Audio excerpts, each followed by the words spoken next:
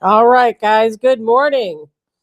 Happy Monday. Welcome to Tabs on Tap. I'm Tabitha Hassell. I'm going to get things moving pretty quick here. I had a little bit of a mishap this morning, not unusual for a Monday.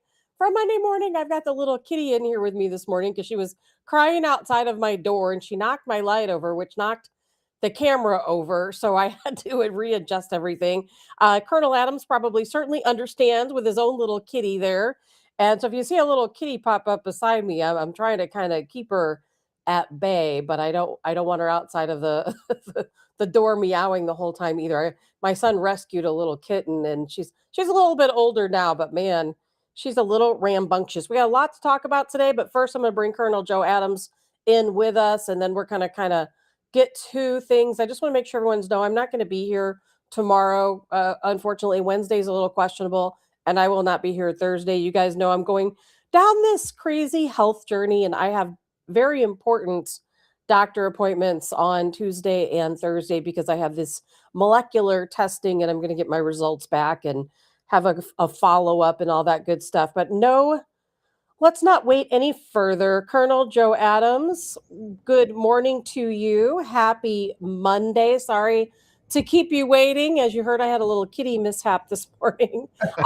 As you saw, Colonel Adams, I played a video coming into the show, and that is what Iran used to be like before the United States, got involved and before the revolution took place and they brought the Iranian regime into power, which, by the way, a lot of the people in Iran, they voted for it because they thought that's what they wanted, didn't they? That was a tremendous clip you just showed. That was amazing. So that was Richard Nixon in that car on parade with the Shaw, right? Yes. Oh, so it had to be the early 70s. It was. I believe it was. The video might have had little clips from different parts of the 70s, but as we know, of course, the revolution took place in 1979, and everything changed, didn't it? Everything changed. The people. I was just reading an article last night how so many of the Iranian people, they wanted the Ayatollah, they wanted Khomeini, they wanted all of these things to happen, and at the time they had no idea how it would change their lives and how they would become so incredibly oppressed. Well, America should take a real good look at that video you showed. That's right. It could happen right here. In fact, that's Islam's plan, is for that to happen right here, to give up That's right. all the good things in life because of their ridiculous ideology. You know That what, was very Colonel Adams? You're spot on as always. That's exactly why I played it because you know what? There are people in our country who think they know what they want. They think they want socialism. They think they understand what socialism and Marxism is, and they've been painted a picture which is very false, unfortunately. And there's going to be a lot of people if Democrats ever get in control. There's going to be a lot of people who are going to vote to bring in socialism. They're already doing it. We see it in New York City and other parts of the country and they really have no idea what they're getting into and they won't know until it's too late and they're just going to take down the rest of us with them. They're going to try. The Democratic Party has become the enemy of the state of the United States. They, I said before on the show, they're like wrong is right and right is wrong. Everything they're doing is wrong. Yes, And 100%. yeah, so we're looking at two Americas right now, parallel societies within our borders. Yes. Parallel. And that's just between the Democrats and Republicans. Now, we all know there's some bad Republicans too, but nothing to the extent of the Democrats. Everything they do is destructive to this country. When everything that Joe Biden did while in office was bad for this country, everything Donald Trump's doing now is good for this country. And they don't, even if they saw it, they won't admit to it. And it goes back to Obama. This thing actually started with Obama. Yes. Everything Obama did for this country was bad. Everything just ridiculous. Just ridiculous. It is. And they don't, and they just, I'm in a place this morning, Colonel Adams, I'm telling you, boy, if I could project my mind onto a screen, I probably wouldn't be allowed to have a show any longer because I'll tell you the man, what's in my mind is so bad after watching all of these events unfold this weekend. And I've got several clips I'll play throughout the show. But there are people in this country, and of course, they're brainwashed, they're mentally ill, and they're too weak in the mind and in the psyche to understand what's happening to them. And then we have these leaders who are placements, they're put in these positions for a reason, spreading this vitriol, spreading this vile, just propagandized material out to these people because they know the people will listen and they know the people will follow and they know the people will go out of the streets and commit violent acts. Well, now we have all these protesters saying they're bringing guns to the protests, that they're going to start shooting members of ICE and law enforcement and anyone who interferes. These people have lost their mind. But Colonel Adams, how do we stop this from happening? Because the Trump administration, even though ICE has been cracking down a little bit more since Good was shot, it's like, how do we stop this? I'm at a loss. Well, the only way to stop it, it's going to get violent. And it's just a matter of time before an ICE agent is shot. Now, the whiplash effect of that is crack down on these protesters. I mean, they're still getting away with it. Yes. And now they want to prosecute Ross, the ICE agent who shot in self-defense. So I'll give you an example. The Democrats watched that video and it's a totally different thing than what's actually accurate. They actually are saying, no, he got bumped. He just got bumped. So what? She could have kept going straight and ran over him. So they would rather have the ICE agent dead than that lady, who's obviously a nutcase. She's married to another woman. She lost custody of her child or children because when the kid went to school, he had cigarette burns on him. Two of the kids had cigarette burns.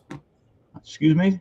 Two of her kids had cigarette burns. They were burning them with cigarettes. And if you look at her rap sheet, I mean, she has several arrests, several child abuse charges.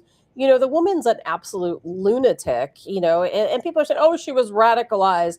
She was a bad person from the get-go. And then I didn't watch the Golden Globes, but then you have these actors coming out to the Golden Globes with their little pin that says "Be Good," and talking about how this is such a country at war and how ICE is so bad, law enforcement so bad, Donald Trump is so bad. But Renee Nicole Good is such a fantastic person. No one says, well, gee, she was abusing her children, burning them with cigarettes. Her own family has distanced themselves from her. No one wants to talk about that, do they? That's my point. I mean, all the information is there, and the Democrats are backing her. Yeah, of course. They always what's wrong is right, and what's right is wrong. And that's the Democratic platform. Yep. Is just opposite. That's what I talked about. Parallel societies does not work in a democratic state. It doesn't work, and we're allowing it to develop. In these ICE, they're sending more ICE agents to Minnesota, and then just to show them we're taking a stand. Trump's not going to stand for it. So we are in the theater of the absurd. This is actually insane, and it is. There's several forms of civil war developing in this country.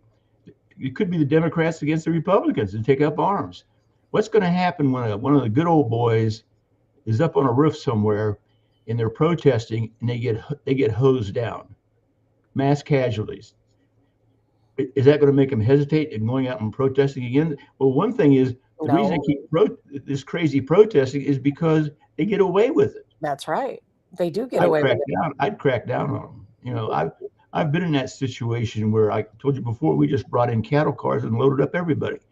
We put 1,100 people in the hospital in the first hour. Then we went around Washington, and our orders were, if they look like a protester, arrest them.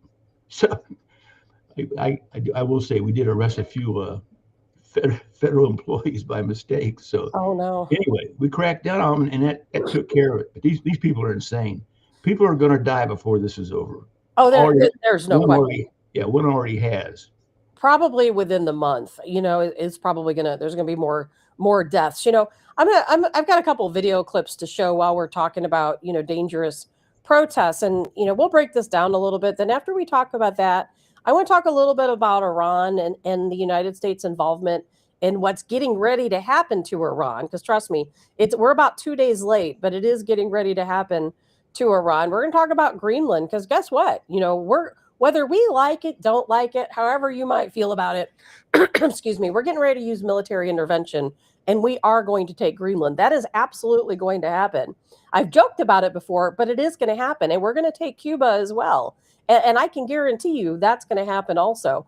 And so there's a lot of things that are getting ready to play out before our eyes. So we're going to talk about those things here in a minute. But first of all, Colonel Adams, I want to talk a little bit more about what's going on with the protests, with ICE, because, Colonel Adams, something that people seem to be most confused about, these rioters, agitators who are out in our streets, they don't understand the powers of ICE.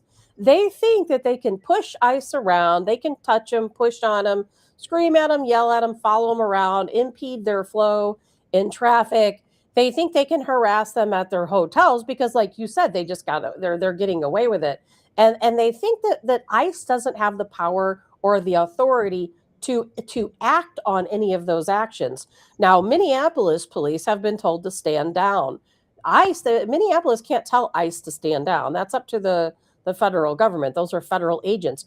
And so I'm going to play a video here, Colonel Adams. I've already posted this on social media, but I'm going to play it for everyone here who may have a doubt exactly as to the powers of ICE. If only I can find it, I will play it. Here we go. Let me make this clear. Federal agents, ICE, HSI, are officers. They are agents of law enforcement. If you box them in with vehicles, it is reasonable for them to believe that they are being ambushed and that this could end in a deadly situation. And it's reasonable for them to use force based on those conditions. Do not box in any law enforcement officer. You are breaking the law when you do that. And you are putting yourself in danger. Following law enforcement agents around. The question is why? What do you plan on doing? It's also reasonable for them to believe that you're eventually going to do harm to them. If you ram any vehicle, especially that one that contains law enforcement agents, and that's any law enforcement, local, state, federal, county, and you do this intentionally, this is considered deadly force. Deadly force is anything that can cause great bodily harm or death. When you plow into a vehicle that contains law enforcement agents, you're using deadly force. You can see that entire video on my personal Facebook page. Yes, Kevin, Joseph Snelling is absolutely amazing. And Colonel Adams, what frustrates me most is that for some reason, these crazy rioters seem to think that ICE is not law enforcement, that they don't have any authority to use lethal force, that they don't have the power of arrest. I can't tell you how many people I've argued these points with. They don't have to have necessarily a judicial warrant to even come into your home and take you, depending on the circumstances. And people just do not understand. And because they do not understand, they're putting themselves in a very risky situation going out and fighting federal law enforcement officers. Well, one thing that they're not talking about is the fact that local law enforcement, if ICE can't control this, what's local law enforcement going to do? I told you before, a local sheriff said that in his community, we're outnumbered 1,000 to 1, the police. 1,000 people to one police officer. And he also said, when the people decide that we're no longer in charge, there's nothing we can do. So this is a meltdown process. These police officers say, well, what if we're in position and ICE is not around and they come after us? There's nothing we can do. Then they'll be calling the feds to come in and help them, just like the National Guard. Right. They don't see that. But local law enforcement sees it. They do. Right. At the same time, local municipalities, some of the mayors are saying you can't support ICE. Well, they should be arrested. Colonel Adams, I'm glad you showed that, because I'm gonna give you an example of that now, and this is where the real blame lies, is with these officials, especially when they're now the Minneapolis Police Department has, and the Fraternal Order of Police in Minneapolis has absolutely backed federal agents. They've put out numerous statements. They don't care what Walz has to say. But take a listen to this. This is I believe this was Maine, the state of Maine. And so we stand here today with all those who stand against the made up, fake, what you can call ICE, professional law enforcement. I don't call them none of that, because when you do it there, you're getting arrested. My message to the sheriff is try it. Try arrest my folks. Let's see what happens. I think we all know what would happen. But I'm sorry, I thought that was Maine, because they made a similar statement in Maine. That was Philadelphia. We all know the crime rate in Philadelphia. But I'll tell you, Colonel Adams, how dangerous is this for somebody of her position to stand up and make this type of announcement? Don't you think that puts her citizens in danger? Absolutely. But what's the X factor? The X factor being the unknown. What police chief, I guess she is, I can't imagine how she became police chief. You stand there and counterproductive and talking against law enforcement, even on a federal level. She should be fired on the spot. In Philadelphia, that's a lost society anyway. The crime's off the charts. But all of these people who are trying to stop ICE doing its job are mostly blue areas, blue states. Yes. But they're part of the problem. It's not just so they're telling the protesters, this is our position. ICE has no power. And these people are saying, well, if ICE has no power, they give them the green flag. So the law enforcement in those blue areas are part of the problem. They're promoting it. Now, but why would they do that? Why would they promote violence and ignoring the laws and be anti-ICE? Why? It's the X factor. And I don't have that. And each one has its own reason for doing that. They should all be fired. But they're in a blue state, blue county, blue city, sanctuary cities. First of all, how can you have a sanctuary city in the United States of America? That's the first thing that needs to go. This is ridiculous, and they're getting away with it. Can you imagine the 50s having a sanctuary city? No, no. The greatest generation wouldn't have put up with it. No, you're 100% correct. And, I've got a couple of videos here, Colonel Adams. Hopefully you'll have time to stick around with us, because I would love to hear your commentary on some of these. I'm just going to play some of these random videos, and we're going to show what's taking place out on the streets right here, in, of course, the United States. Things are crazy. I mean, things are crazy. This was a U-Haul that ran through a crowd in Los Angeles. People were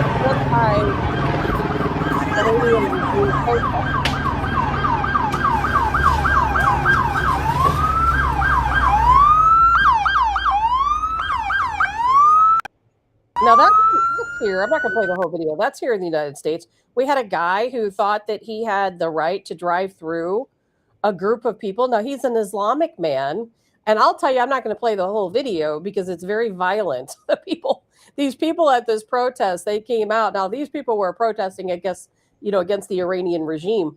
But this lunatic decided here in the United States that he has the right to plow a U-Haul truck through a group of people. And all of these people, what's so interesting is they had flags, and they got to this guy long before that police officer got out of that vehicle. And I'm not going to show it because it's very violent, but they were taking the flags. And I don't think a lot of people realized how hurt this guy got, because they were hitting him in the back of the head, the neck, the throat, with these flagpoles. It was pretty crazy. I'm starting to think maybe more people should carry flagpoles around on a regular basis. Yeah. Well, I tell you, if I was driving that truck and they would do that to me, I would kill them. I would kill them. I'm in fear of my life. Guess what? You made me in fear of my life. You're dead.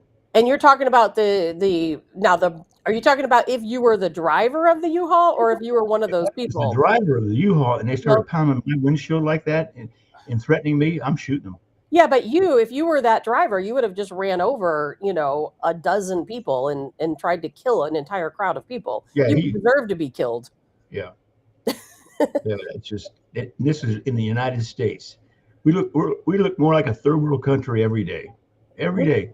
And Donna chimed in about so what this tells me is these people that are protesting want criminals in the United States. They do. They want. Yeah, they do. In Minnesota, the same people who robbed them of over in billions of dollars, they support.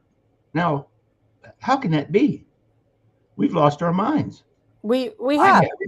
I haven't. You haven't. What is with these people? Well, it's somebody, I think it was Jay, said it on the comment line earlier, is that Jay says this guy in the U-Haul had banners on the truck. He wasn't just driving through. Oh no, yeah, Jay, that guy in that he was an Islamist. He was attempting to kill as many protesters as he possibly could. But now these were anti-Iran regime protesters, not crazy liberals out in the street. But I'm going to show you some crazy liberals out on the street. And you're right, Colonel Adam, because, what the mainstream media is not telling you is who ICE is arresting. And ICE has been very transparent in saying, okay, these are the people we arrested today. This person is a convicted pedophile. This person raped and murdered someone. This person is a drug trafficker. These are not innocent people that you see them go around and picking up. And the media this weekend wanted to portray so much about this family that was the entire family was taken out of the home. Well, the backstory is these children were abused. The parents were abusing them. And so they removed the entire family from the home to get these kids some help. They didn't need a warrant because it was a child abuse case. But but the Democrats, they don't care. They're just upset. They don't want to know why ICE went in to take these people out. They just want to complain that ICE did anything. And what's crazy is that these kids were probably so thankful to be rescued, from their parents. And here Democrats will want to put the kids back in the house with the parents. I mean, it makes no sense. I'm going to show you another quick video here. Minneapolis, in the Somali community.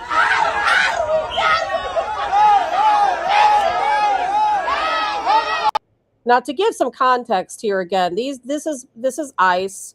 They're in a Somali community. They're attempting to just ask someone for ID, and they are chased out of the area by the Somalis.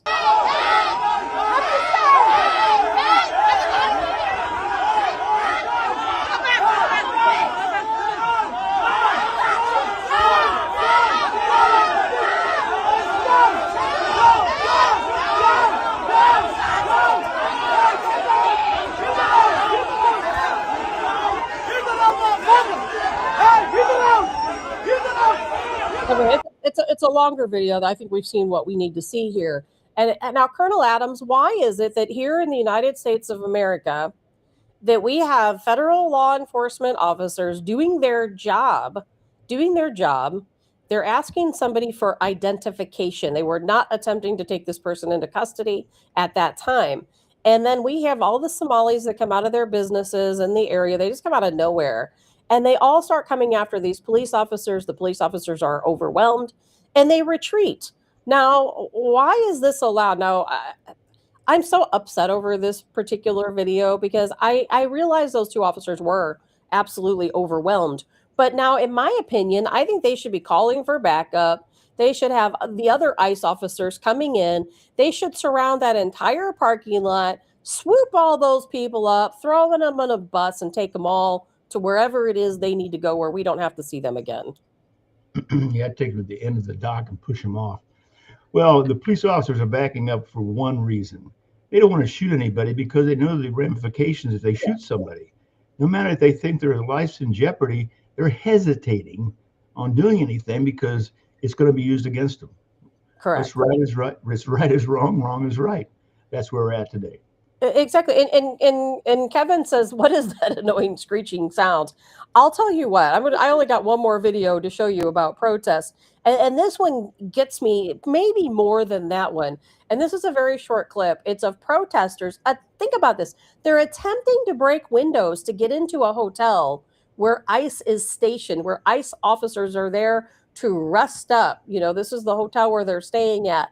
And these people, and Kevin towards the screeching, these people, if you watch any of these videos, they have people with drums, they honk horns, they have whistles, they have other noise-making devices because their goal is to cause as much chaos as they possibly can. We're going to talk in a minute, about some, true devices that we as a military use that also causes that type of chaos and with your hearing and your mind. And we're going to talk about that in a minute, but they're doing the same thing, just kind of at a street level. I'm going to show you this video here really quick. This is crazy.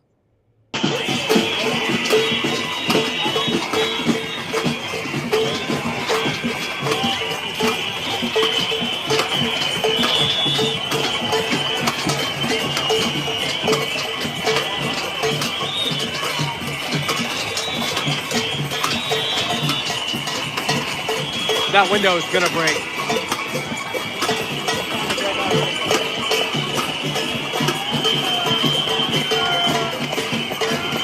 Okay, I want to read that comment to you, for those of you who are listening and not looking. It says right here, this is on a very, you talk about fascists. This is on a Facebook page, which why Facebook allows this to continue, I don't know. I think it's called like the other 98%. And they made this post. It says, storming the Hilton Canopy Hotel, where ICE Nazi killers are sleeping overnight. The people of Minneapolis are rising up. This is how we do it, comrades. Make fascists afraid of again. How, Colonel Adams, why do we allow this to happen? Why these people were not arrested? Why weren't these people arrested? They at some point they were made to disperse, but they weren't arrested.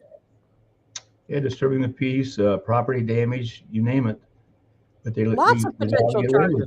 So the road we're going, and these things happening has got to come to a head. It's got to. I mean, these people are not in fear of their lives, and they need to be made aware that sometime, someplace it's going to happen, and people are going to die. Now that looks like some third world country, right there. But no, it's all over the United States, and this is all because of the Democrats. Yes. Yes. It's all, Obama started this. Hillary didn't get elected. Biden is on steroids. He gets elected. Had to make up for lost time because this was a strategy they had over a period of administrations. No, I mean, think about this. Right now, everything that we're doing in these towns, in these cities, is because of Joe Biden. Now we know he's not physically responsible for this, but he represents the Democratic Party. All of this is about the Democrats. Yes. What's going to happen? It is. So, this is going to come to a head. This has got to come to a head. We can't continue like this. These types of things just don't go away or heal themselves.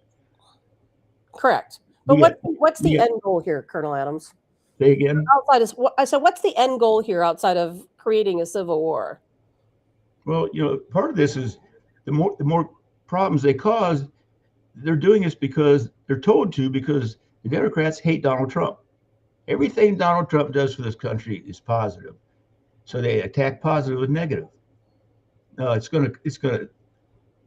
people are going to die, and they don't understand. They think they can get away with it. Something's going to happen. Remember that guy that got up in the hotel in Las Vegas and shot all those people? Yes. Mm-hmm. That's all I'm going to say. I remember that very well. As a matter of fact, I've been so busy lately. I've been meaning, there's been a little bit new information I've been finding out about that. We'll talk about that on another day. But yeah, I do sometime want to get back to that Las Vegas shooting also, the incident itself. But yeah, there's going to reach a boiling point. There's no question about it. And it's going to be absolutely, either a conservative person is going to be so fed up with the nonsense that they're seeing that they're going to go out and they're going to act on it. I don't want that to happen, but I can certainly see it happening because there's a lot of people who are very angry at the way law enforcement is being treated. And I will tell you right now, and I don't care who has a problem with it, I am 100% behind ICE. I support them 100%. I support their mission 100%. I am always going to back law enforcement, and there's nothing that could happen to possibly change my mind about that. And when I know a lot of people who work in law enforcement. I know people who work, as ICE officers and various, branches of our law enforcement here in the United States. And when I see these things happening, it makes me very angry, and I look at these people and I get upset because I want something to be done. I want now, of course, what I want and what's happening, of course, it's not as easy as me saying it, but I want them to swoop in. I want them to start arresting all these people. And I watched a lot of videos this weekend, I'll tell you that. And I saw a lot of videos where ICE is stepping up their efforts. They're saying, hey, yeah, we do have the right to arrest you. They've been detaining a lot of people. We've seen they're trying to do their best with the insults, but if you throw something at them, if you get too close, they're going to take you down. And I think they're going to continue to step up those efforts. They've got to show these people that, hey, there are consequences for your behavior. It goes back to the saying, something like, I regret I only have one life to give for my country. There's veterans out there right now that would love to get in a window and waste those people. There's people thinking about it. Oh, yes. These people think they're bulletproof. I got news for them. No, they're not. They're anti-American, they're communists, they're socialists, and they're crazy. Yes. And they're told they can get away. Some veteran. And I don't want violence. I don't think you have violence. If I find out I have nothing else to live for in my time, on limited time, I've got so many friends that have cancer and are dying. Take one of those people, get them up in a window with a lot of ammunition and waste them. Which I know you're not, of course. Also, I want to bring up, maybe I shouldn't do this, but I'm going to bring this up. Sweetheart, we're sorry for your loss. Allison's husband died yesterday. Oh my gosh, Allison, I am so sorry to hear this. I had no idea. How awful. From 2 weeks being diagnosed to passing away. Wow. Well, Allison, if she's listening, I'm very sorry to hear that. I will certainly be saying plenty of prayers for Allison. We love you, Allison. A very difficult situation. Yeah. Very difficult. Poor thing. But anyway, I'm not supposed to say anyway, by the way. We all have our little sayings we use. Yeah. Now, Colonel Adams, obviously there's a lot going on. We're hearing that Tim Walz is going to resign. Scott Bessent, our United States Treasury Secretary, made some very interesting comments the past couple days, and he's very upset because he was attempting to go to Minnesota to meet with Governor Tim Walz to talk about some of the investigation that's taking place, to interview him. And Tim Walz said that he couldn't guarantee that Scott Bessent would have security. He didn't know that he would be able to take any officers and provide security for Scott Bessent. So Scott Bessent said, hey, okay, if you want to play these games, I'll play these games too. Instead of me coming to Minnesota, I am going to have you come to Washington, D.C. We're going to get that interview in. We're going to talk about this fraud one way or the other. And he gave a pretty good warning to Walz that, hey, your days are numbered. And he went on to say how crazy it is and how dangerous it is that Tim Walz was just a heartbeat away from being vice president in the White House. And I think I love to see that people are waking up and seeing that this was all a puppet scheme. That's all it is. Tim Walz was put into that position because he has allowed this fraud to take place in Minneapolis. It's happening in all these Democrat-led states. Of course he did. Something that big this is not just one scam. This is because of federal mismanagement of our tax dollars. We've lost up to $36 trillion in mishandling, Yes. which includes fraud, which includes federal employees that shouldn't have been employed because they do nothing. That's our debt. That would cover our debt. We'd be back to even money. We've lost 36 trillion because of neglect, because the public officials are crooks, and we elected them. And it's happening everywhere. I can't wait until we start investigating every single state. You know what? Let's just look at them all. Let's find all the fraud, all the waste that's taking place. And, I was just even reading this morning. Now, this is local. I believe it was St. Charles. I'll have to go back and look at the article. You can go out and find it. I believe it was St. Charles, where they said if you call the DMV office in St. Charles, it goes to Nigerian scammers. And this is the official phone number. It's some type of spoofing scam that's going on. And so if you call the DMV, it goes to these Nigerian scammers, and you think that you're talking to the DMV office. They're asking you for personal information, credit card details. And apparently DMV office has known about this for a year and has done absolutely nothing about it. And in the meantime, people are calling these numbers and getting scammed. Well, you have to be in a cave someplace. If you don't understand, you don't give any personal information over the phone. Correct. But elderly people I think they kind of miss that information. I don't know if it's because people don't, my light fell. If people don't tell them, or if people are telling them and they're just not, retaining the information.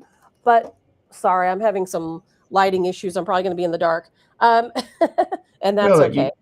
You're talking about the elderly part of the United States. Well, I happen to be a member of that, but they don't scam me. But I understand. Yeah, but you're a little bit more with it than maybe some people are. Well, I have fun with them. I said, how would you like me to crawl through that phone and rip your throat out? So then they don't call me anymore. So, hey, here's something that I came up with that you have never heard about. I don't think so, unless I dreamed this up.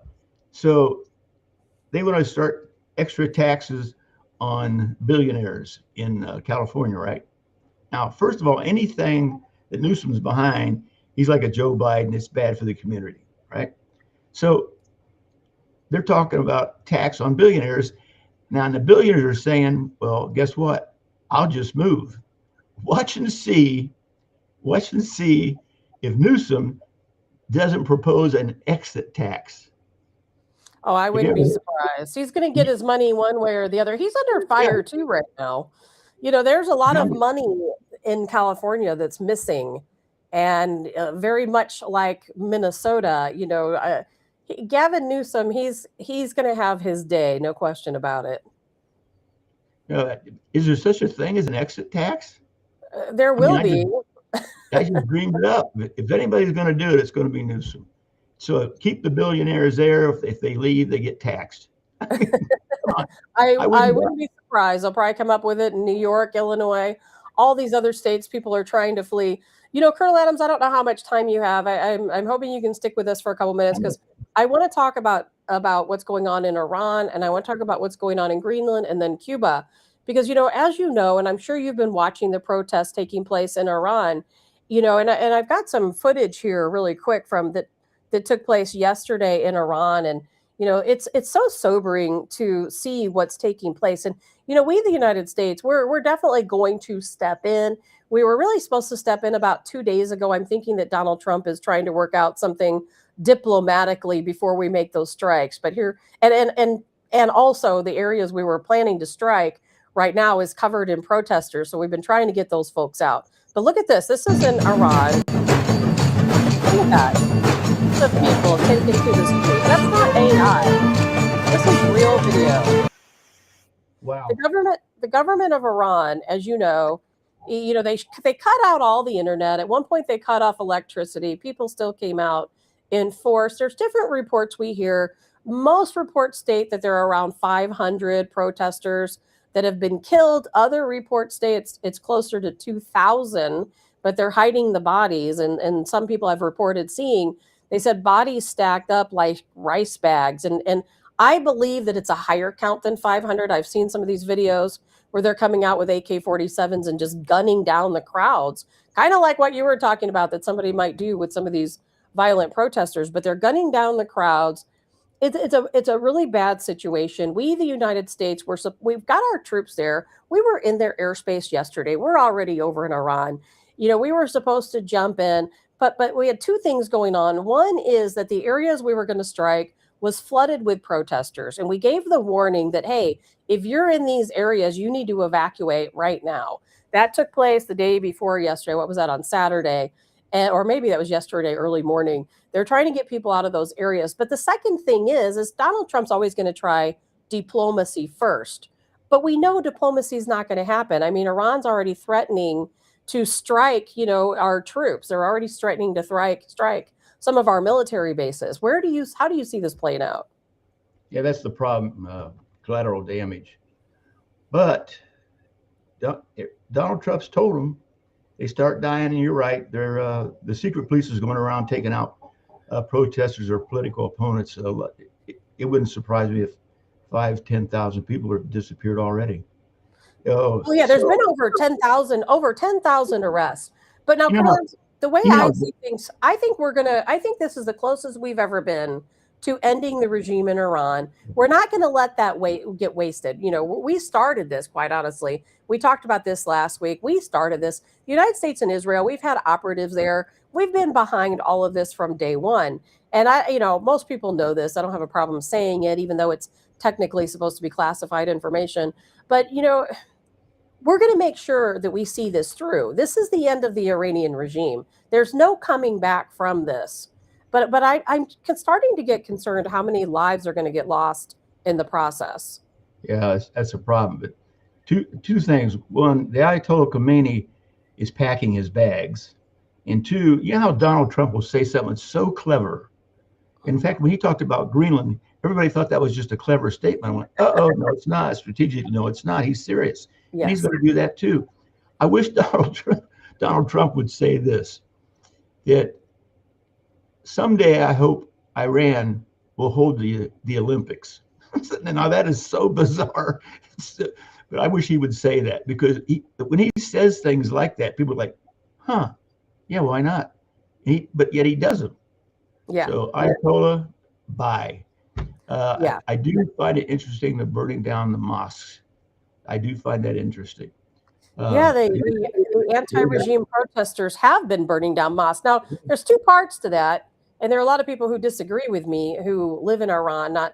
These are regime-supporting people have disagreed with me, but we're told that there's the regime keeps a stash of weapons and so on under the mosques, and we're told that they burn down the mosque hoping to get to those caches of weapons. Now, whether that's true or not, I don't know, but that's what I'm told.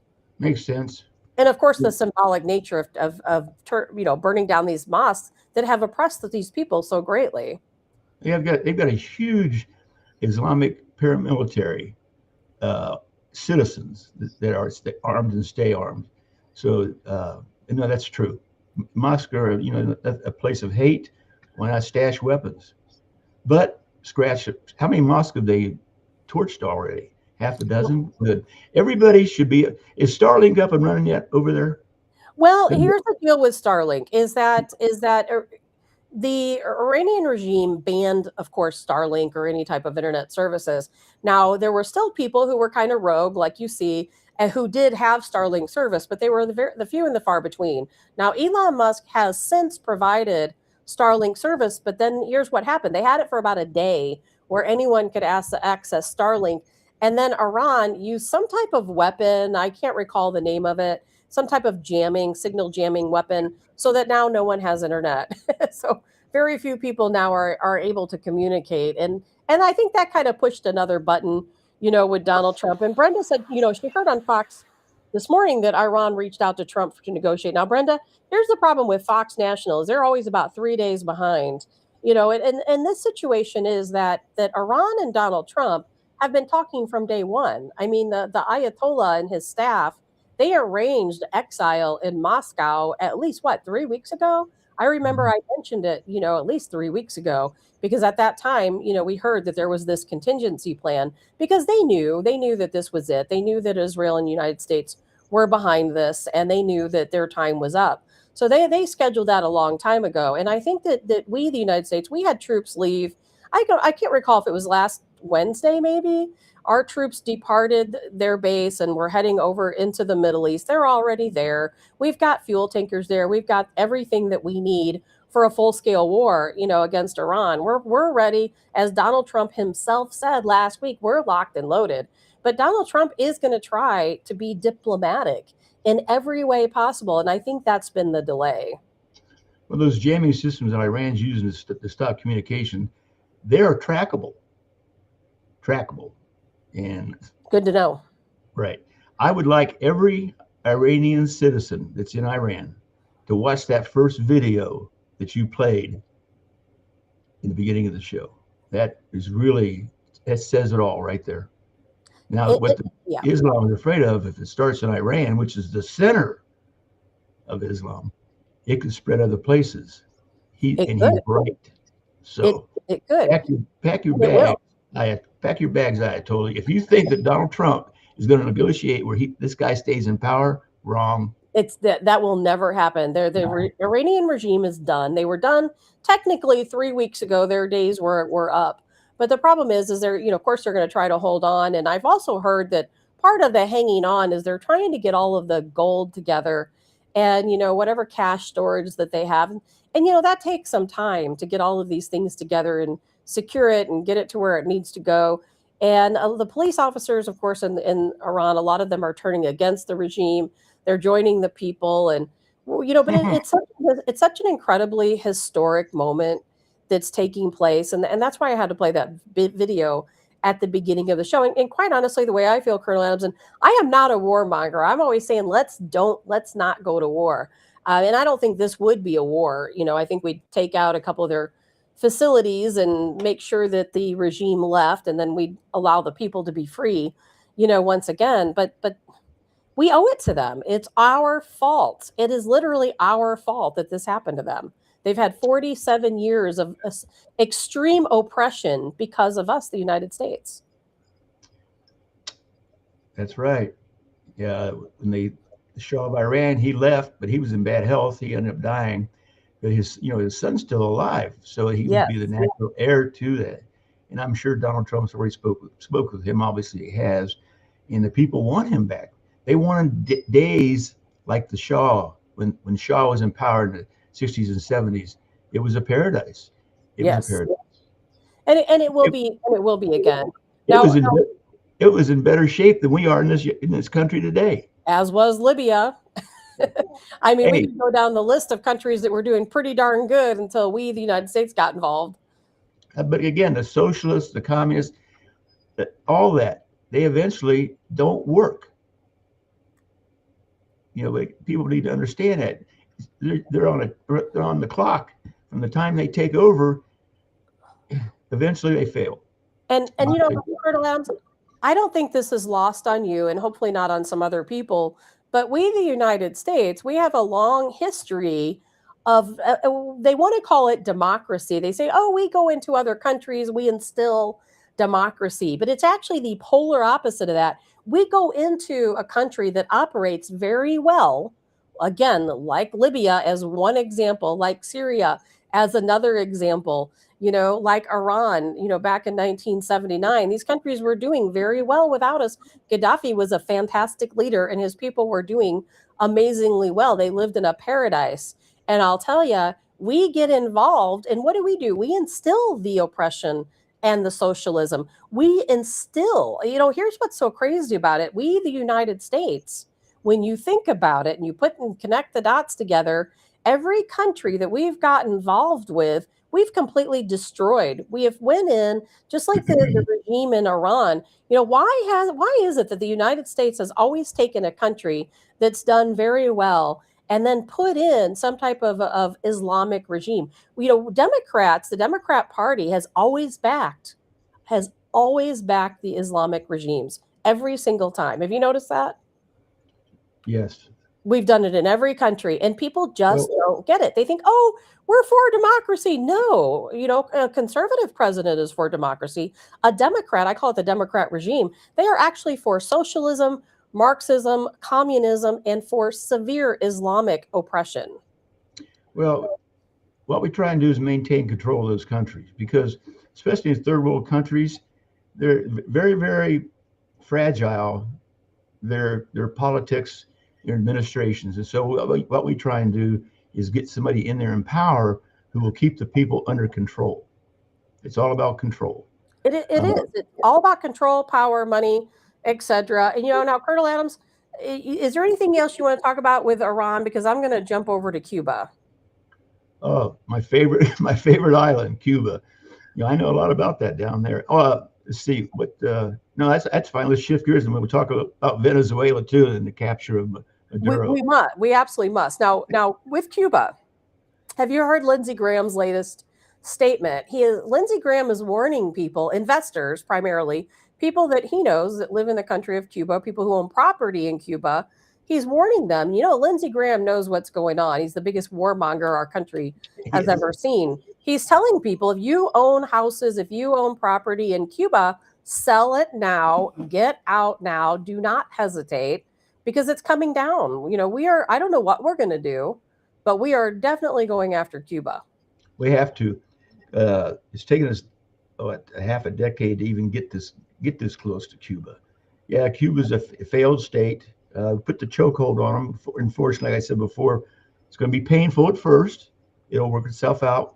We've got a huge Cuban population that the government took their property after the Bay of Pigs, and a lot of money down there in Little Havana and Miami. A lot of money, a lot of backers, and they want Trump to go in. They want an invasion. Period. I think we got to put the squeeze on them first. What we'll try and do is get the people of Cuba to uprise against the government. That's like what we've done in Iran. Yeah, that's what it's going to take. And then we go in as the peacekeepers and clean the mess up. We got to take Cuba. We can't have we have, but we can't afford to. Now, Russia is not supporting Cuba like they were. Cuba was supporting the Nicaraguan regime, the communists there. In fact, one of the reasons we finally got an election in Nicaragua was because we put a chokehold on them. Cuba ran out of money because Russia wouldn't give them any money. So Cuba couldn't give the Nicaraguans any money. And so we won through political pressure, but keeping our military going, which I was a part of their military with the Contra rebels, keep the pressure on.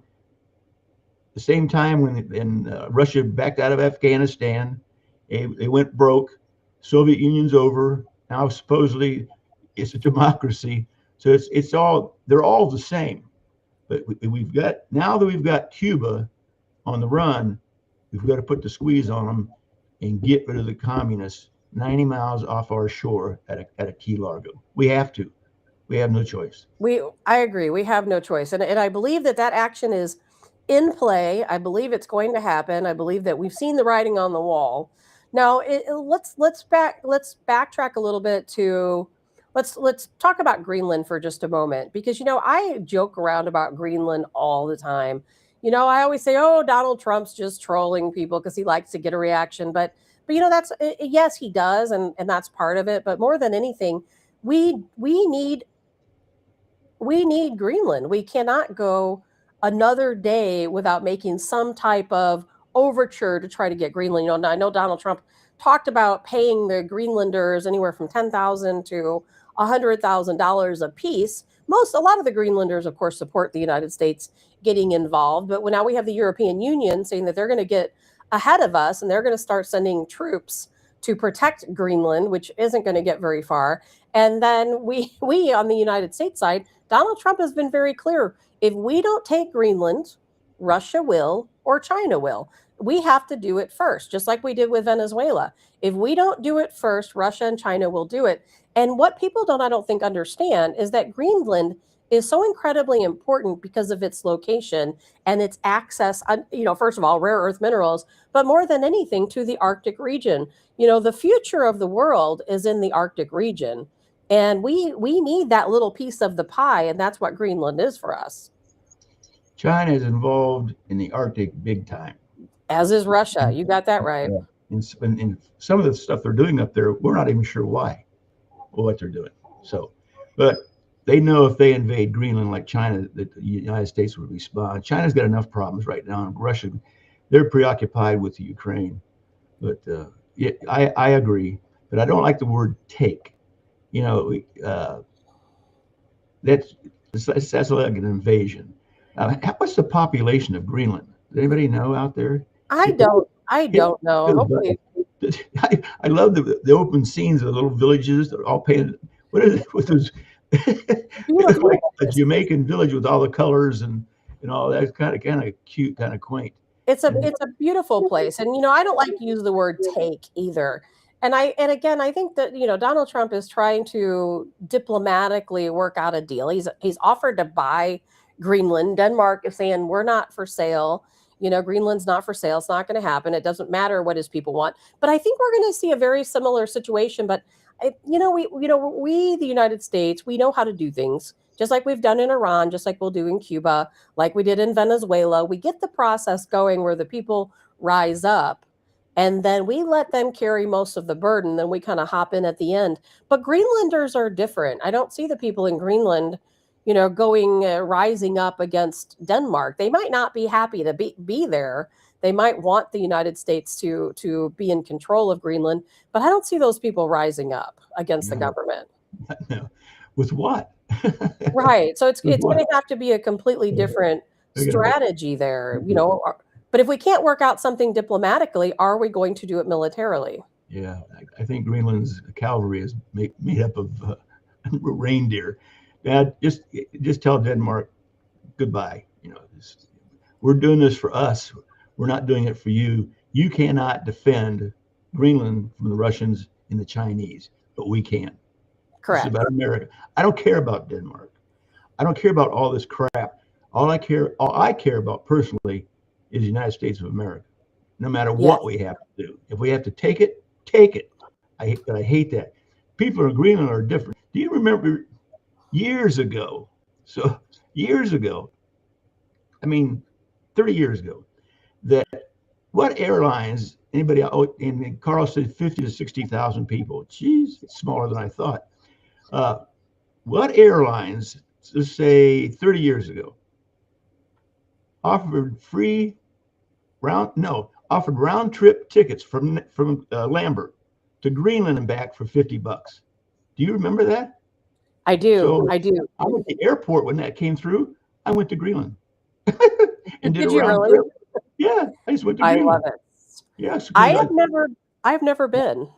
I wasn't married then, and I know a lot of airline stewardesses because I flew a lot all around the planet. So I ran into two stewardesses in the lobby dragging their luggage, and I said, "Where are you off to?" And they said, "We're off to Greenland." I go, "What's in Greenland?" Said, "Haven't you seen the promotion? Round trip to Greenland, $50." I go, "Get me a seat. Let's go." Does anybody realize what airline was it? Southwest? I don't know. I remember that they were having these different.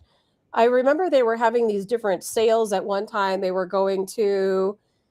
I thought it was an airline that wasn't with us here in St. Louis anymore, but I could be wrong on that. I know they had these different fares to Iceland, to Greenland, all of these different places, because I thought about doing it myself and then just never did get around to doing it. Yeah. It's a different world up there. I'll tell you that. It's so beautiful. But Colonel Adams, I agree. I don't like the word take. I don't like to have to use military action to take a country, and it's something that we, the United States, haven't done in a long time. We've not militarily, taken over any region. We've come up with plans, CIA-backed plans to take over regions, but we've kind of under the disguise of rescuing people and so on. But we've never taken something by military, at least that I can recall in my lifetime. But I'll tell you, it is going to happen one direction or the other. Greenland can come voluntarily, they can come peacefully, or they can come militarily, because it is going to happen, because it's not even so much about Greenland as what lies beyond it in the Arctic region. We have to be there. If we're not there, it's for the the future of our country. If we don't do this, we're going to lose. We have to, and Greenland has to be made to understand this is not because we want a state covered in ice, but one thing they really lack up there is medical facilities. They don't have anything like we have. Even in a small town like Washington, Missouri, they have nothing like that. Carl thinks, Kevin chimed in. He thinks it was Northwest. Oh, that could be $50. So, that could be, because I do remember when, it was a long time ago when all that was going on. Long time ago. And now, Colonel Adams, we'll keep everybody updated on what's going on with Greenland. This is not something that's going to happen today or tomorrow. We're going to see a lot of other things happen between now and then. We're still going to try to work that out diplomatically. But, I know you wanted to touch base again on Venezuela. Right now, things have escalated to a great degree in Venezuela. It wasn't so simple as us going in and taking out Maduro. There are groups out there now, right now, I'm hearing, that are hunting Americans. They're hunting Americans. If you're an American and you're in Venezuela, these cartel members are searching for you. Have you heard this also? No, it makes sense. The radical left, it makes sense, but it's going to make things worse. So, in fact, in a place like that, I've been in countries where overnight there were coups against the government, where the military took over. When I was in the Philippines, I had just came over from Thailand, and I was on my way to Burma, and flipped the light switch on in the morning, no lights, brown out. Okay, it's perfect in the Philippines. I opened the curtains up, and there's tanks everywhere. So I slept through a coup. So I immediately, they told all the Americans, don't go outside. Don't go outside. It's too dangerous. What's the first thing I did was go outside with the camera and start taking pictures of me and the troops on the tanks. So yeah, but those are different people over there. Down there with Maduro's people, because the people who are doing this had something to gain by Maduro being in office. But hey, correct. So of course, is this accurate? So the Delta Force boys use the death ray finally? I was just going to say, speaking of a brownout, I'm sure all of you have heard of some of the, but how much of this is propaganda? Now, I'm not going to read word for word what the Post said, but what was it? Somebody from the military came forward. They said, we didn't know what hit us. They had helicopters, and there was only a couple helicopters. There was only a couple troops, but they wiped out our cell phones and our signals, and we were vomiting blood and all this other stuff. And they had these weapons where they were shooting us down, mowing us down, just killing hundreds of us in just a matter of seconds. Now, how much of that is true and how much is propaganda? But that's coming from the Venezuelans. It is. But That's the crazy thing. But I'm is it listening to true an interview or by is this it propaganda? soldier about how they all of a sudden got overwhelmed, and the sound in their head, like their head's going to explode and blood coming out of their nose. And I said, well, we finally perfected the death ray. This is like Buck Rogers stuff. Now there are two types. This weapon was being developed by the Nazis in World War II, and it never finished up. This thing's been worked on and actually tried to develop since the 40s. So, but there's two versions. The sonic, which actually affects the inner ear into the brain, is very painful. Okay, but there's also that microwave. Did you see the Fox reporter a few years ago on a report about this microwave weapon that they purchased or developed? It was on yesterday about this because of the death ray, the death ray thing. Fox had this thing in the can, and they put this in the shows. One of the guy that the Fox guy that's always outside the White House talking. That's the guy. So we had this too, and here's the amazing thing. So he volunteered to be tested to see what this microwave will do, which takes a lot of guts. I think I would have pushed somebody in front of me. So the fascinating thing is the device that shot the microwave at him was 1,000 meters away, but yet it was contained just within this area to hit one person. That containment of that microwave, I'm not that familiar with, but in what it was, when he got hit, he immediately got hot, and he jumped out of the way. So his whole body was heating up fast. So the thing about the microwave is distance and effectiveness can be controlled. There's no question. A military member who I do not know sent me a message, didn't give me any details, but what he said to me is that we have weapons that no one even knows about. We have ways of harming people that no one even knows. And he said, because I was asking the same question, is this propaganda? Did it really happen as they said? Because, Venezuela didn't report hundreds of deaths. And of course, Carolyn Levitt shared this post. And I thought, man, are they propagandizing this to give Cuba, warning, Greenland warning ahead of time? Or is it really real? This guy said, no, it's real. Outside of what they call the LRADs, which is what some people say they use in Venezuela, this guy said he didn't think it was the LRADs that were used in Venezuela. It was something else. That's why I joked about the brownout, because he said that whatever this, he wouldn't go into detail about it, but whatever this weapon is that we've used, it's not something, excuse me, that we use often and maybe never used before against people. And it immediately evacuates your body. Any waste you have in your body is immediately evacuated. And then from there, it can cause you to get like a concussion. It can cause all these symptoms that could potentially make somebody's nose bleed. What great propaganda. Now, Cuba is a third world country, okay? Not by choice, just by circumstance. But those people in the Ayatollah, they're scratching their heads because they said, if Trump says he's going to do it, he's going to do it. That's right. And when he gets quiet, watch out. When he stops saying we're going to do, when he stops giving us a timetable, he's already there. So the Ayatollah knows it. Cuba knows it. Everybody's looking over the shoulder for one person, Donald Trump. That's right. These people are terrified of what he might do. They absolutely are. Carl said that's why we like Donald Trump so much. Some people might say he's crazy or this unhinged, but you know what? He's not unhinged. He knows exactly what he's doing. He knows exactly what he's talking about. And when he says he's going to do it, he is going to do it. And the nature of him, the unpredictability, the lack of sometimes diplomacy, which some people don't like, which I personally think is fantastic, he keeps them on their toes. Yes. He is. The only thing he's predictable about, if he says something he's going to do, he does it. That's he's unpredictable about his plans are unpredictable. Exactly. Where did it come from? Well, yeah, that's been on the table for a long time. He just does it. That's it. That's why the Democrats have to make the public hate Donald Trump, because he's such a success and he's such a patriot. We all know he don't even take a salary. He gives it to a veterans association. What a guy. What a guy. And anyway, Colonel Adams, I want to read a comment from Pam really quick. She says, what is the weapon they use for government officials in Cuba that scrambled their brains? Why don't they use that on the protesters? They call that Havana syndrome. And now, Colonel Adams, I don't know if you can add more to this, because I really cannot. Is that the microwave weapon you were talking about?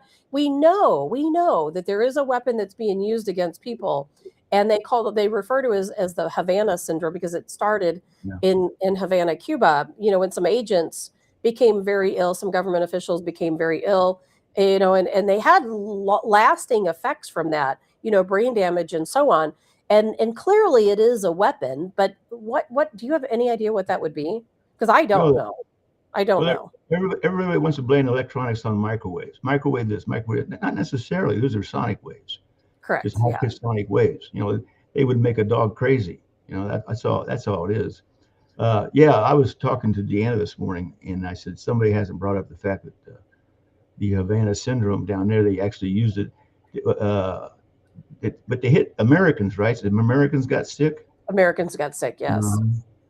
So what happens is that tells me, first of all, partly truth, partly fiction, fucking contradiction. If Russia had that device, why haven't they used it?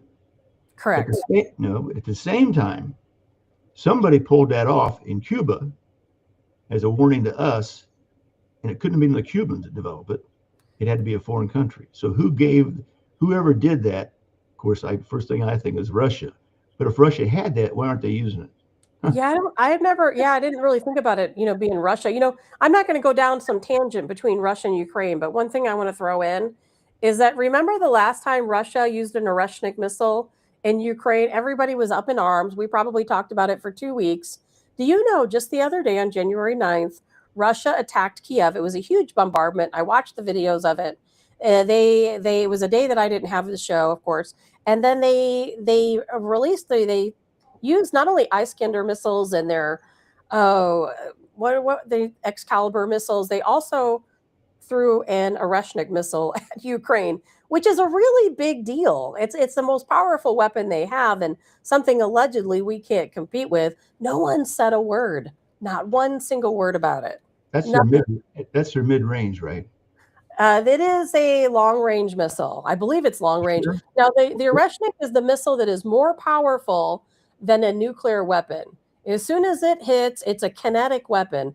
As soon as it hits, it disintegrates everything to a fine powder, but without leaving the trace like a nuclear weapon would. There's no fallout.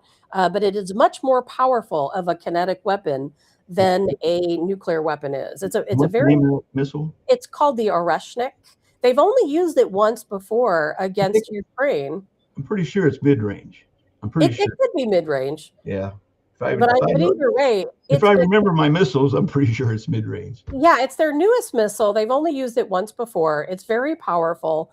Like again, anything that it comes into contact with for however many block area just turns to a mist. It's a pretty crazy weapon, but nobody's talking about it. It kind of landed. I guess we're just all distracted with so many other things. I wish somebody launched one of those in Minneapolis. What else we got? Two Americas, parallel society. That's the whole thing. You got to identify the problem here. Is we got parallel societies operating here. And this started developing during Obama. And this can't survive. They're coming at us from so many different directions. Push comes to shove, and get ready to shove. So, I know that China has that weapon. Now, to what level, I don't know, but Brenda brought it up. Could have been China. Yeah, could have been China. That way, the Russians would wash their hands of it down in Cuba. Well, somebody did it. It wasn't us. And correct. Correct. I don't think we would be using those weapons against our own people, but it was kind of interesting that it's something that they could use and only target specific people. It wasn't widespread. It didn't affect other people. It was targeted at specific people. I always thought that was really interesting. And there's no doubt that our military is working on some things that we don't know about. We've not heard about. We know the stories about the directed energy weapons. Some people say they don't exist. We know they do exist. Oh, yeah. There's a lot of things we have up our sleeve that we could potentially pull out, and use. And I think that we're trying to give that underhanded warning to Cuba, Greenland, and some of these other countries that, hey, we're a little more advanced than you might be giving us credit for. Just because we haven't used these weapons in the past doesn't mean we won't and we can't.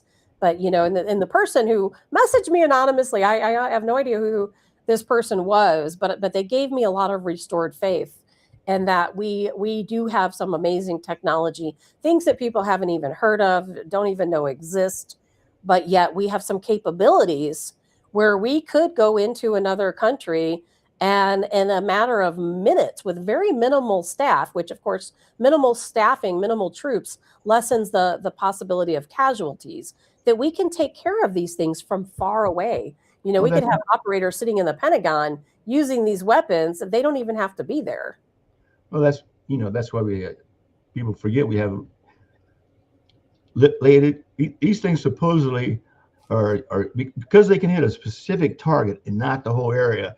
It's simply laser guided. That's all. They got two devices: a laser that guides it. They stay on target in the size of it. So laser guided. It's very interesting. Hey, people, if you don't understand what the hell is going on and what can be the end result in this country, you guys need to get ready for this thing. Whether it's going to be 2 years, 5 years. I don't think it's going to go further than 5 years. So next couple of years, or especially during Donald Trump's administration, he's going to pull some things they're not going to like. This thing's going to come to a head, and you need to be prepared to protect yourself and your family, and have a plan. Have a plan. If we get attacked or civil unrest or whatever, and somehow you get separated from your loved ones, have a plan, a reconnoiter plan. As simple as that. Have codes that you talk on the phone with. The phones go out. Have a place pre-planned where my family, I know where they're going, and they know where I'm going. To get help, come get me, I will come get her.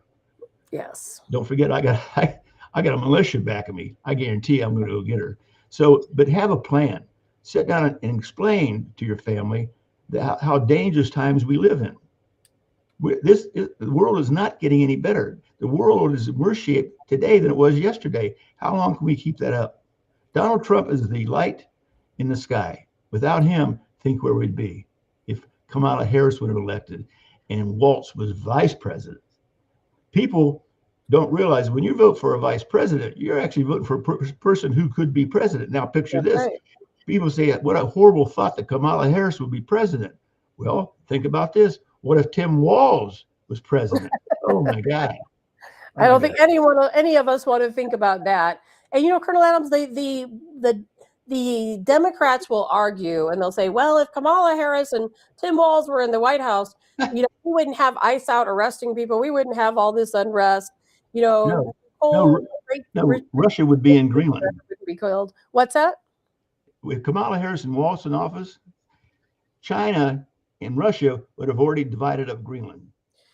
No question about it. And you know what people don't, what frustrates me most, I think, about the Democrat Party, particularly the very far right liberals, is that, again, they're brainwashed, they're mentally ill. That's why they're following through all these crazy policies. They'll listen to anything their leaders or the liberal media will tell them to listen to.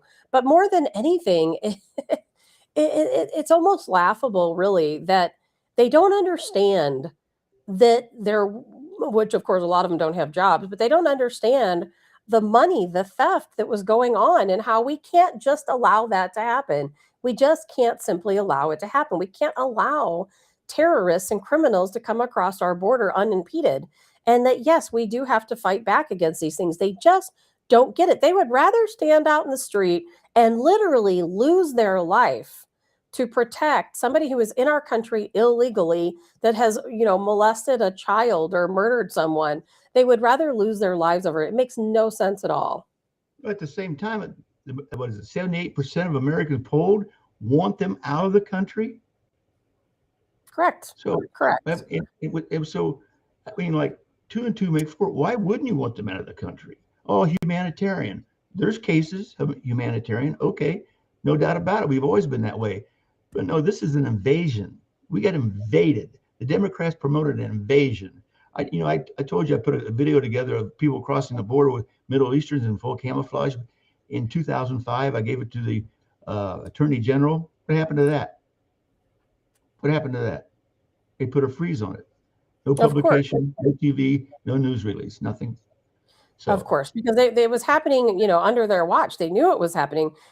Democrats wanted it to happen. I don't understand why they want these criminals in our streets and they want these people to attack Americans. But I mean, it is what they want. I don't understand it. Yeah, you do. Yeah, you do. Outside of control, they want control and chaos. Chaos. That's the objective. Everything they do, they want chaos. And what? You can't have socialism until you get chaos. And continuous chaos makes the public come and ask you for help. Now you got them under control. But 78% of the population of the United States want these clowns out. And so do I. I am with you 100%. You know what? And like I said earlier, I will support ICE to the bitter end. I will always stand up for ICE. I will always stand up for federal agents, local law enforcement, and so on. I know there's some police chiefs out there who are in the wrong in some of these Democrat-led cities, but you know what?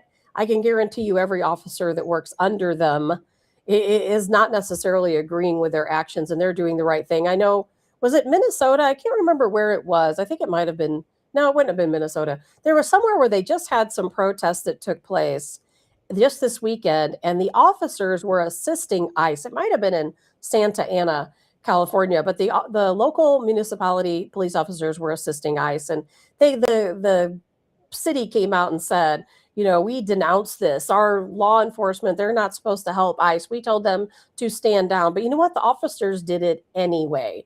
They did it anyway because they're going to support each other. At heart, I don't care what side of the fence you're on. If you're a law enforcement officer, you signed up to do a job, and that is to protect your community. And that's exactly what they're going to go out and do, and nobody's going to stop them from doing that. They've taken an oath. The police chiefs and the head of those departments and the mayor who runs most of the departments took an oath, and they violated their oath to protect like the president. The first order of business is for our president to protect the public. Yes. And that's what he's doing. That is absolutely correct. And you know what? We have to stand up for ICE. We have to do our part, and we have to stand up for ICE. Now, anyone can say that if somebody, of course, there's officers who make mistakes, no question about it. If a police officer, an ICE agent, if they make a mistake, we're going to call out that mistake. But overall, we have to make sure we back up ICE and we support ICE. There's just no way around it, because if we fail to do that, then we're going to lose this battle. These mobs, the reason they're putting so many people and ICE people into these towns and stuff, because if they send a half a dozen just to knock on doors, what's going to happen when an ICE agent gets separated from their unit and the mob attacks him? That's right. Well, hopefully they remember what Chesty Puller said, General Chesty Puller. When you're surrounded, shoot in every direction. Hey, I'm going to let that go. Civil war is inevitable in this country. Now, there's so many different problems. It's hard to pinpoint exactly what it is. We know we're going to go to some kind of conflict in these borders with ICE, with Islam, right? A good chance we're going to go some problems with the Democrats. So since war is inevitable, prepare yourself, prepare your family, get the training, get a gun, know how to use it, get 2 guns, use them. You can only shoot 2 guns at a time. That's a joke. I can. So anyway, hey, good show, great. Allison, we love you, and I'll be seeing you, okay? Thank you, Colonel. Thank you, Colonel Joe Adams, for joining us. And yes, many prayers out to Allison, who lost her husband. I'm just so upsetting to hear that. I had no idea. Yeah. God bless the United States. God help Donald Trump. And thank God we got the Washington Guard. Sign up for our newsletter, Patriots at thewashingtonguard.com, so you can kind of follow along with us on our daily activities and events coming up. So I'll see you next Monday. Thanks. Thank you, Colonel Joe Adams of the Washington Guard. That's Colonel Joe Adams of the Washington Guard. So wonderful to join us again this Monday. You can reach out to Colonel Joe Adams at patriots@thewashingtonguard.com. Check them out. Like he said, man, we've got to be prepared. We have no idea what's coming next. On a personal level, I don't advocate for violence. I know we talked about some scenarios where it's certainly a possibility, where somebody, a conservative, a veteran, somebody's going to have had enough, like Colonel Adams said, they don't have anything else to live for. And they just have had enough, and they're going to go out and they're going to do something. I don't want that to happen. I don't want to see violence on any side. I don't. But things are getting to that powder keg level where something's going to happen. A situation, just like I think of it like an earthquake. The tension continues to build, and then eventually something's got to give. And so we're going to see one of 2 things here that's going to happen. Either these violent protesters are going to get so out of control that something's going to end up happening and they're going to get injured or killed. I hope that doesn't happen, but it certainly could go that direction. Or, ICE and the federal government and these local municipalities, they're going to have to start cracking down on these violent protesters. And, what they're doing, blocking traffic, impeding, peaceful protesting is of course guaranteed by our Constitution. Peaceful protesting. Not blocking traffic, not assaulting police officers, not banging on private businesses. We didn't even get into the fact that in Minneapolis, there were businesses that were vandalized, broken in, and looted, over the weekend. And that's not part of peaceful protesting. These people and their stupid drums. If there was any part I could take place in. I want to be the person who takes away their drums, their whistles, and their noisemakers because I can't handle all of that noise. Now, they think they're affecting ICE agents, but let me tell you something. They've got earplugs in, they've got headsets in. They drown out all that ridiculous noise. It just bothers everybody else. But these people are crazy. They're mentally ill. They've lost their minds. It's fine. I support peaceful protests. If they want to go out and protest ICE all they want, I support that. Go out and protest ICE. If stand up for what you believe in. I have no issue with that whatsoever. I encourage it. However, if you're going to come out and you're going to impede traffic, you're going to assault police officers, you're going to vandalize businesses, you're going to go to these hotels and bang on the windows until the windows break, disturbing the peace of everyone around, then no, you need to be arrested and you need to go to jail. End of story. So either ICE is going to have to start cracking down, which I saw a lot of this weekend. The federal government, of course, they're sending hundreds of more ICE members, ICE officers to the Minneapolis area, but it's not just Minneapolis. This is happening all over. There's been a lot of focus on Minneapolis, but it's happening everywhere. And we are still at that point with illegals to where we are only looking for illegals who have broken a law. We are not out just arresting random people. That's still not happening. We are still looking for individuals that have committed a crime outside of the crime of entering our country illegally. Now, sometimes when they do these raids, there might be other people swept up, within those raids who are also here illegally. That can happen. But we're at a position now where we are again taking applications for asylum. So there are plenty of people. This is their time. They can fill out that application and either remain in the country legally or leave the country, fill out that application, then come back. Plenty of options out there right now. Well, guys, that's it for me. The only thing I really need to add, and one thing I want to talk about very briefly is Donald Trump has this plan where he wants to reduce credit card interest rates down to 10%. Now, the banks are saying that's never going to happen. Donald Trump, we're never going to do that. So we'll see how that plays out. But the Trump administration estimates that the United States and Americans, we will save $100 billion a year if we can cut those credit card interest rates down to 10%. That's how much you, me, all of us Americans will save each year. It estimate to be about $100 billion. I don't see the banks doing it, but you know what?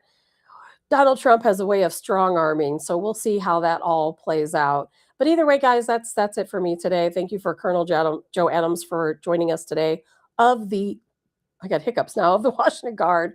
I will not be here tomorrow. I have a doctor appointment. I don't know why they schedule these appointments for me super early in the morning at like 8:30 tomorrow morning in of course, St. Louis. And then Wednesday is questionable. I'm supposed to work on Wednesday. I may have somebody take my place. If that happens, and I will be here Wednesday. I'll keep everybody informed. Thursday, I will not be here. I'm getting the results back from my molecular testing, and I'm a little anxious about it. I don't really know what's going on. My doctor called me and scheduled my appointment for tomorrow. And whenever they were scheduling the appointment, they're like, yeah, you're here, about this cancer diagnosis. And I'm like, I've never been diagnosed with cancer. So I don't know what you're talking about. And they're like, oh, okay.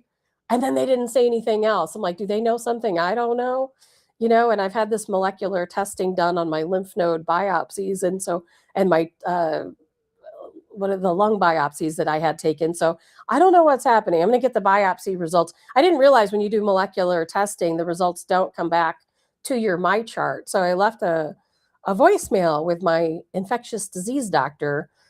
And I didn't say anything about what the other doctor said because I just think that was a mistake. But when I left a message for the infectious disease doctor, I'm like, should I cancel my appointment? My molecular testing results haven't come into my chart yet. So there's no point in me coming in, if you don't have the results back yet. I can always just reschedule it. And then I realized that somebody told me, well, molecular testing results don't come through my chart because it's sensitive information. Your doctor gives you, those results. But either way, my doctor never called me back. So we'll see what happens this week. I'm sure I'll have a lot to talk about on Friday.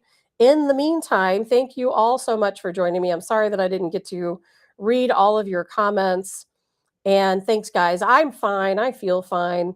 Everything will be okay. Just looking forward to getting, how it is. Anytime you've had testing done and you're like, man, I just want to know what's going on. They gave me a list of about 5 differential diagnoses, some of them good, some of them not so good. So I'm like, well, we'll see what happens. I kind of get the feeling though when I go that you're going to be inconclusive. The local labs, all the testing for my biopsies was inconclusive. They know it's a necrotizing granuloma. So I guess we have that, but a lot of different things can cause a necrotizing granuloma. It spread from my lungs to my lymph nodes, which some of you know. All of you probably know that. But either way, all is good. We'll catch up one day this week. I hate missing shows. I really do. I'm hoping that I can find some replacements for me on the days I'm out. I just got to take the time out and show everybody how to use the system so that somebody can come in and take my place. But I will not be here tomorrow. Hopefully I will on Wednesday. I will not be here on Thursday. I will for sure, God willing, be here on Friday. So thanks guys for joining me today. I did see your comments, even if I didn't read them out loud. I was reading them as we went on.